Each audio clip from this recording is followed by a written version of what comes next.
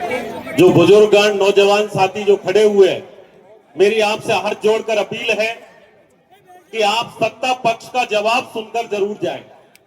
यदि कहानी को आधी छोड़कर गए तो घर जाकर यह पता लगेगा कि मंच के अंदर हुआ क्या था। इसलिए मेरी आपसे विनम्र निवेदन है कि दूर दराज में लोग आए हो, आप जिस उद्देश्य को लेकर इस मंच के अंदर आए हो, इस जोड़ने की पावन धरा के अंदर आए हो, यदि उद्देश्य अधूरा रह जाएगा तो घर जाकर आपको चैन भी नहीं मिलेगा उस मंच के अंदर क्या हुआ था।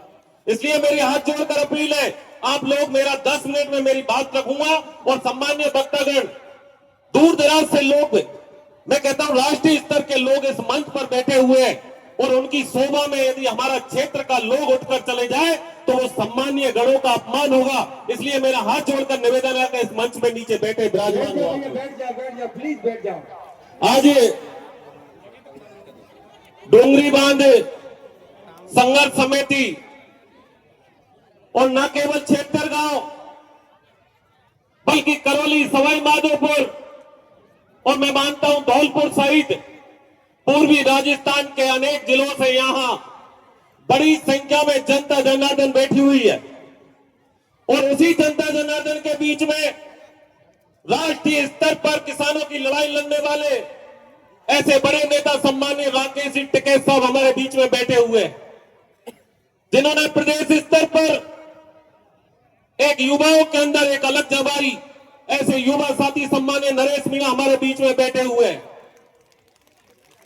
बाप पार्टी से जिनका राजस्थान में जिनके 4 विधायक हैं और वहां से भी हमारे विधानसभा के सम्मानित साथी भाई थावर चंद जी हमारे बीच में विराजमान है। हमारे सपोर्टर से एक बार नहीं, 2 बार नहीं, 3 बार इस सपोर्टर की भोली वाली जनता का नेतृत्व करने वाले पूर्व मंत्री सम्मानीय रमेश मीणा जी हमारे बीच में विराजमान है और अनेक ऐसे साथी हैं जो इस मंच की शोभा बढ़ाने के लिए हमारे बीच में, जिन्होंने एक क्रांतिकारी आंदोलन का आगाज जगाया, ऐसे सम्मानीय राजेंद्र गुड़ा जी, जिन्होंने एक उदाहरण आपके बीच में रखा और वो उदाहरण क्या था कि गर्भवती हो गई भैया डिलीवरी मत होने दो। ये उदाहरण आपके बीच में दिया। मैं सम्मानीय गुड़ा साहब के बीच में रखना चाहूंगा कि साहब गर्भवती तो होगी, अब डिलीवरी को तय मारो है या पिछले 5 साल में गर्भवती महिला की सोनोग्राफी पे सोनोग्राफी ये किस सरकार ने की? उस सरकार को इस जगह जवाब देना पड़ेगा। यदि वो सरकार जिस डोंगरी बांध के बीच में, जिस डोंगरी बांध को लेकर यह जवाब तलब हो रहा है, ये डोंगरी बांध को आज मुझे मंच के माध्यम से बता रहे थे कि कोई राजनीति की भाषण नहीं होगा। मैं इस मंच का सम्मान करता हूं। मैं भारतीय जनता पार्टी, क्योंकि मेरी सरकार है और आप सबके चरणों में मैंने आपको सेवा की है, उसका प्रतिफल देकर उस विधानसभा में मुझे पहुंचाया है, तो मेरा कर्तव्य बनता है कि मेरी जनता के सुख में दुख में मैं जी जान से उनके बीच में खड़ा रहूं और इसी वजह से आज इस डोंगरी बांध की सभा के अंदर मैं आयोजित हुआ, उपस्थित हुआ। मैं जनता जनार्दन के बीच में रखना चाहता हूं, ये हमारे ऊपर उंगलियां उठाते हैं। मैं आपके बीच में मंच के माध्यम से बोल के जा रहा हूं और साहब मेरा तो खानदान है जो एक बार खेती ने पत्थर की लकीरें कोई बिताया तो नहीं बेटे, ये खानदानी घोड़ा है कत्तर तो। और आज भी ये कह के जा रहा हूं आपके मध्य में कि केवल कोरा भाषण देवा से काम नहीं चले, नहीं चले केवल कोरा भाषण देवा से। कभी कभी तो ऐसा लगता है कि ये मंच केवल जो भाषण देने वालों को ट्रेनिंग देने का काम कर रहा है। अरे ये ट्रेनिंग कैंप नहीं है, ये ईआरसीबी, ये डोंगरी बांध से लोग जो परेशान है, जो आग जल रही है, उस आग में चूल्हा लगाकर रोटियां सेकने का काम नहीं है। किसी का घर पड़ने वाला है, उनके लिए हम लोग मिलकर क्या काम कर सके उसके लिए काम करने का टाइम है। और मैं जरूर कहना चाहूंगा, क्योंकि मेरे मंच पे, जिस मंच पर मैं उपस्थित हूं, ये जनता जनार्दन है, मैंने स्वाभिमान के साथ 2 साल काम किया, क्योंकि ये बात मेरे ऊपर आरोप लगाए, उन आरोपों की बात हुई है और इस मंच के माध्यम से यदि मन का आरोपों का जवाब नहीं दूंगा तो मैं इस मंच पर कायर कहलाऊंगा और जिस मंच पर मैं बैठा हुआ उस पर जवाब नहीं दूं, ये मेरे स्वाभिमान में नहीं है। इसलिए मैं सम्मानित श्रोता बंधुओं, 2 साल के अंदर आप याद करो उस कानपुर की घाटी को, इसी जोली गांव से एक पीर पैदा हुआ जिसका नाम रंगजी बाबा था उस रंगजी बाबा ने 1993 के अंदर स्वर्गीय भैरव सिंह शेखावत को बुलाया करणपुर के अंदर, और करणपुर के अंदर बुलाकर इस सपोर्टरा की पहचान करवाई कि डांग क्षेत्र जिसमें मेरे नुमाइंदे पड़े हुए हैं, और तब तत्कालीन मुख्यमंत्री स्वर्गीय भैरव सिंह शेखावत ने 56 लाख रुपए देकर उस घाटी का निर्माण करवाया। मैं अपने आप में गर्व करता हूं कि मैं उस पार्टी का सदस्य हूं जिसके मुख्यमंत्री ने 33 साल के बाद में फिर से उसी घाटी के लिए 50 करोड़ रुपए की सौगात दी है, जो उस घाटी पर चढ़कर हमारा नुमाइंदा ऊपर की तरफ आएगा। सम्मानीय भाषण दे रहे थे, आपने क्या किया 15 साल तक? गरीब जनता को लड़ाने का काम किया आपने। मैंने 2 साल के अंदर किसी भाई से भाई में प्रेम फैलाने का काम किया। विरोध करने से काम नहीं चलेगा, सच सुनना पड़ेगा आप लोगों को, सच सुनना पड़ेगा आप लोगों को। जिसके बारे में बोलते हो आप, जिसके बारे में बोल रहे हो, ये डोंगरी बांध के लिए बोल रहे हो आप लोग।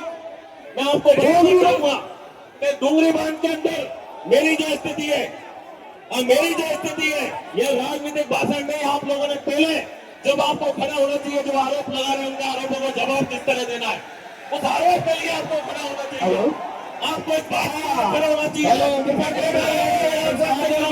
व्यक्ति है, और आपको इस बात के लिए खड़ा होना चाहिए कि डोंगरी बांध में आपसे पहले भी कहा और मैं आज भी कह रहा हूं कि डोंगरी बांध के अंदर मैं तन मन धन से आपके साथ में खड़ा हुआ हूं, आपके साथ में खड़ा हुआ तन मन धन से। लेकिन भैया आप लोग जिस तरह के आरोप लगाए इस मंच के अंदर जिस तरह के आरोप लगाए आपने, आपको इस बात को समझना पड़ेगा कि डोंगरी बांध संघर्ष समिति है, जिनके लोगों से मैंने लगातार 3 दिन से मैं बात कर रहा हूं। उन लोगों से कहा मैंने कि माननीय मुख्यमंत्री जी, माननीय सिंचाई मंत्री जी, भैया नीचे निर्णय होगा, उस निर्णय से आप संतुष्ट नहीं है तो आपका विधायक आपके साथ में खड़ा रहेगा, यह आपको मैंने विश्वास दिलाया था। लेकिन जिस कार्यक्रम के अंदर हम उपस्थित हुए, उस कार्यक्रम के अंदर मेरे नेता के खिलाफ कोई गाली देगा, उसको हम लोग बर्दाश्त नहीं करेंगे। ये बिल्कुल कतई कहने की बात है, ये आप सबको बता रहा हूँ। बैठ जाए भैया, आपसे हाथ खड़े जो लोग डॉक्टर देवीलाल के बारे में आप गलत बोलते हो, आपको शर्म आनी चाहिए। आपका खुद का पता नहीं कब किस तरह में बैठते हो, कब किस तरह में बैठते हो, और उस राजस्थान के नेता के बारे में गलत बोलते हो। आपसे हाथ मैं इस बात को कतई बर्दाश्त नहीं करूंगा कि मेरे नेता के खिलाफ आप गलत बोल रहे हो, ये कतई बर्दाश्त नहीं होगा। इसलिए भैया बैठ जाए प्लीज, आपसे सबसे आप लोगों से जनता जनार्दन यहाँ उपस्थित है, मैं जनता जनार्दन से निवेदन करना चाहूंगा कि आप कार्यकर्ता बंधु अलर्ट मोड पे खड़े हो जाए भैया प्लीज। ऐसा नहीं आप, इसलिए मैं मेरी सरकार की ओर से जो आज आपके बीच में आया हूँ, उस सरकार के माध्यम से कहना चाहता हूँ कि हमारी सरकार आप सबके प्रति संवेदनशील है, और आप लोग अपनी कमेटी बना लो। हाँ बैठ